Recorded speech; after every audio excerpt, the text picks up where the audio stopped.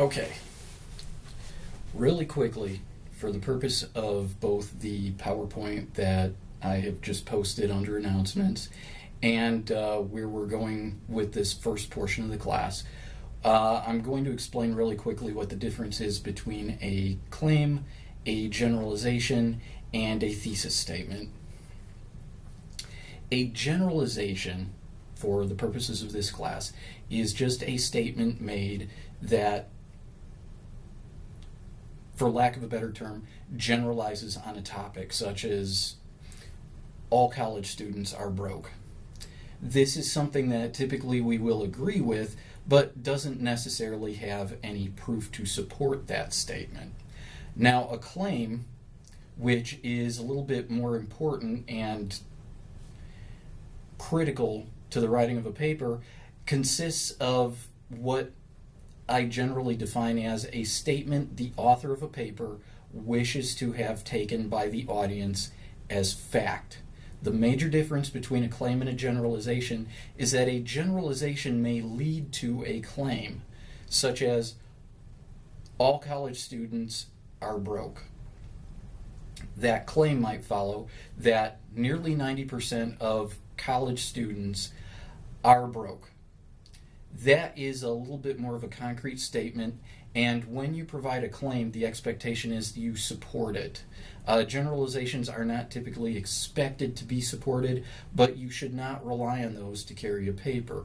Now, the most important and most critical claim that you make in your paper is going to be your thesis statement. That's going to be the initial claim for the paper, as well as kind of generating the framework for the rest of the paper. When you write a thesis statement, what you're conveying to your audience, is 4 components. Those components are listed on the PowerPoint that I included, but just to summarize: subject, action, method, and intent. The subject, of course, is what you are examining in your paper or discussing. The action is going to be an appropriate verb, such as discussing, analyzing, or something to that effect. It just needs to be a verb that conveys to your audience what you are going to do to your subject. Method is a little bit more critical because that explains how exactly you are going to analyze or discuss your paper. From the perspective of critical analysis, we have 9 critical approaches which are going to be provided to you via a digital handout that I'm going to post into files. That's going to be another announcement.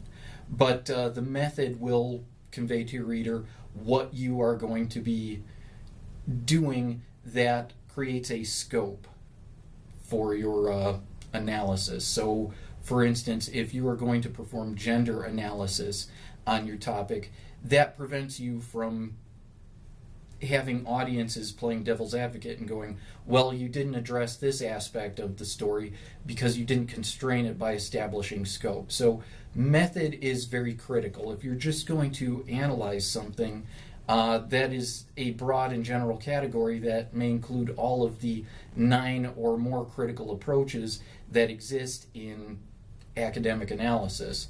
Once you select one or potentially multiples, if you care to do so, it creates what I call scope of a paper and limits you to what the expectations are of the critical approach, as well as prevents the paper from mushrooming. If it's only supposed to be gender analysis, you don't have to, and you don't have the obligation to, engage in the historical development or any biographical considerations regarding the author. You just stick to gender analysis, and that completes the scope of the paper.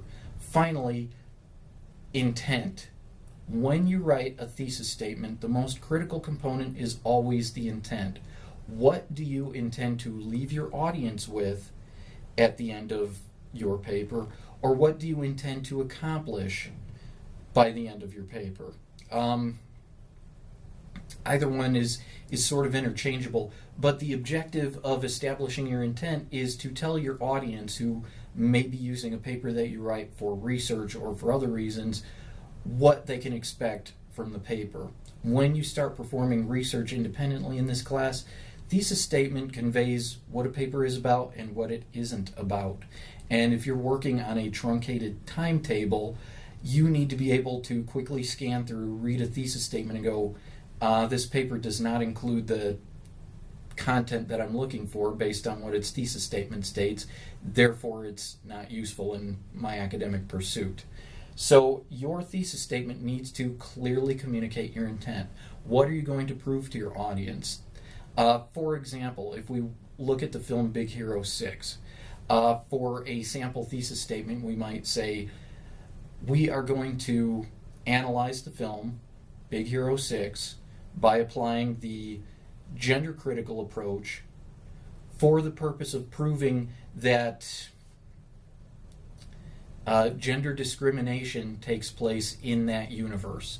What you intend to prove then is there is a degree of gender discrimination.